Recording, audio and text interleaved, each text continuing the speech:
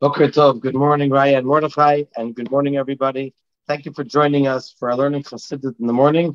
We're learning now Pirkei Avot, the ethics of our fathers, Perek Dalid, chapter 4, Mishnah Chet. Just joking. 1 second, please. Yes, I was right. Just double checking. Yes, Mishnah Chet, Mishnah number 8. Hu Haya Omer, he used to say, who taught us the previous Mishnah? Rabbi Yishmael, the son of Rabbi Yossi. And so Rabbi Yishmael in the previous Mishnah taught us about how you're supposed to judge in a Beit Din. So he continues now along similar lines. And he says as follows: Al Tihi Dan Yichidi, do not judge alone. She'ein Dan Yichidi Ela Echad, for no one can judge alone except for one. Who is the one, the ultimate one? HaKadosh Baruch Hu, the Almighty One, blessed be He. He is the only one who can judge, quote unquote, alone. The Al Tomar Kablu Dati, and do not say, accept my view. Shehein Rashain V'lo Ata, for they are allowed and not you. So let's do one step at a time. Number one, Al Tihi Dan Yechidi, do not judge alone. Do not judge alone. So the Mishnah means, as the Bartanura explains, that really, over here, as we've mentioned in the past, Pirkei Avot teaches us beyond the letter of the law. So even though you're allowed to really judge alone, nevertheless, you should try not to. You should judge with others. For example, at least one more person, or at least two more people, which is a Beit Din, a minimum of a Beit Din. And that's only if they did not accept upon themselves, the two individuals did not accept upon themselves the ruling of the judge. But if they did, then you are allowed to judge alone. Then it's okay. Now, who is the only one who can judge alone? HaKadosh Baruch Hu. He is the only one in the world, which means to say he is the only true being in the world. And therefore, we should not be so arrogant to think that we have the power to judge alone like Hashem. We should always try, according to some opinions, we should always try to seek others' advice instead of saying, okay, whatever I rule, that's the only thing and that's the best thing. The second half of the Mishnah, the Al Tomar Kablu Dati, do not say to others who argue with you, accept my opinion, because I am the greatest professional and I don't need you guys to judge with me. Shouldn't say that. Shehein Rashain V'lo Ata, because since you already brought them into the fold and you brought them into your Beit Din, that they should rule together with you, so therefore they're allowed to say their opinion. You're not the only one around. There are other people over here that are part of this trio. So, according to the teachings of Chassidut, there can be a deeper interpretation over here in the Mishnah. Since when a person serves Hashem, we have a rule that a person is always close to themselves. That's the way Hashem made us. We're always there to stick up for ourselves, and we're the closest ones to ourselves. We can always find an excuse for what we do, even if it's nonsense. So a person can think, you know what? I'll forgive myself. Person did something wrong. We're not only talking about in the case when two people come to a Rav or to a Beit Din. Also, a person judging themselves. Think, hey, let's overlook it. It's not such a terrible thing, so to speak. So the Mishnah tells us, do not be the one to judge yourself. Al ti'idan yechidi. Do not judge alone, quote unquote. In order that you should be able to make an honest, objective ruling for yourself, a true Torah opinion for yourself, how you should be acting, you need to consult with others. You should not be the quote unquote only judge over here in helping you make a decision. That's what we learned in a very important Mishnah, Mishnah number 6 of the first parak, the first chapter. It says two things. Asay lecha rav. You should make for yourself a rav, a mentor. Uknei lecha chaver. You should acquire for yourself a quote unquote friend, a colleague. Because when you have someone else there together with you, then that helps you make an appropriate decision. And this is one of the reasons why, one of the bases of the fact that the Rebbe said that everyone should have a mashpia, everyone should have a mentor.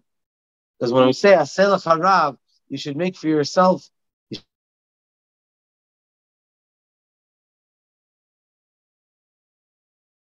should have for yourself a mentor.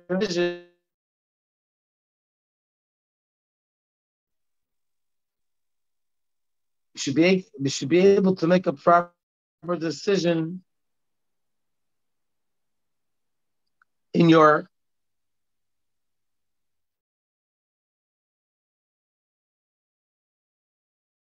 spiritual work, in your avodat Hashem. The same thing applies, and wants to make a positive resolution. So if someone makes a positive resolution to themselves, that's one thing. But it's very possible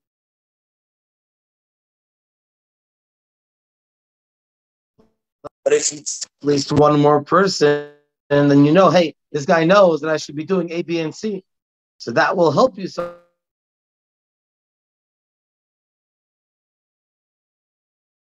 to speak, to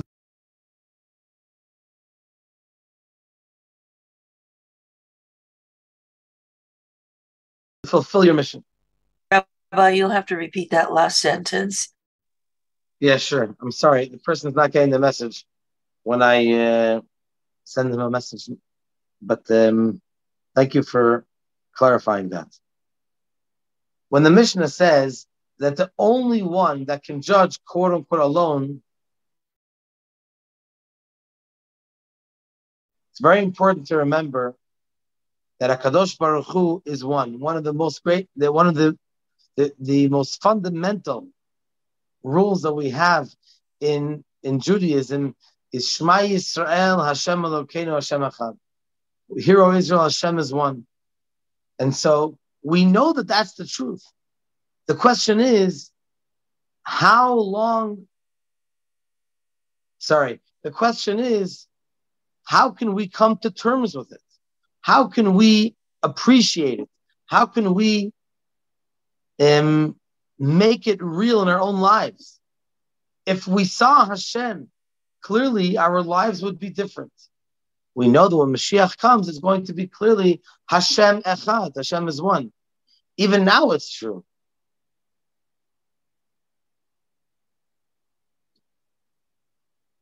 Even now it's true. But at least we have to remember that when Mashiach will come, it will be more evident.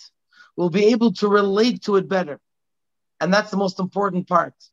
Echad, over here in the Mishnah, we have two ideas. We have the word Echad, and we have the word Yachid.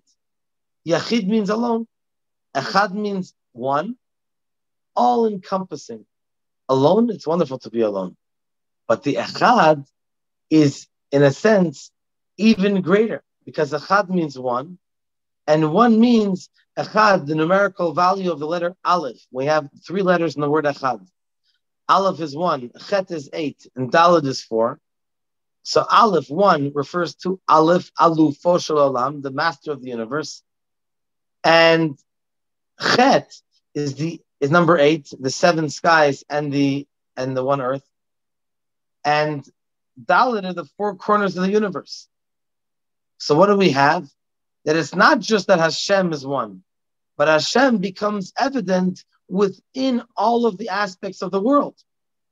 So that is when Mashiach is going to come. Now it's also true, but it's just hidden. Our goal is, like it says in the Chassidut, that it should be Hashem Echad, that we should be able to see within every object of the world, within everything that Hashem created, should be evident Hashem's existence. That's like what it says in the final mission of Pirkei Avot. Everything that Hashem created is only lichvodo, is only for His own honor, which means that every object, for us now, only a human being can speak. An animal can communicate somewhat, but in something which is a plant, something which grows, and also an animate object, you can't relate to it. When Mashiach comes, it says, "V'ra'u kol basar," every flesh will see God. Not only the eyes of the human beings, the eyes of flesh, but every flesh itself will see godliness. That's what we're looking at. We have to have in mind that not only is it true now, but we have to be able to see. We want to see this Hashem Echad, who is Dan Yechidi. He can judge alone. And the more we connect to Hashem Echad, the more we'll be able to understand what He wants according to Hashem's knowledge.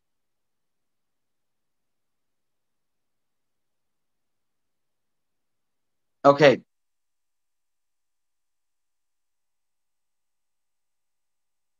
Now,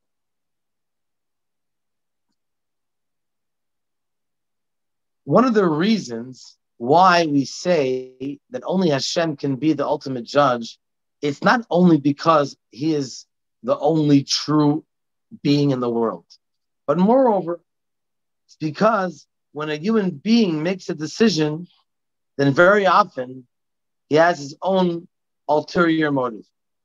The only one who judges with complete objective clarity, that's Hashem Himself.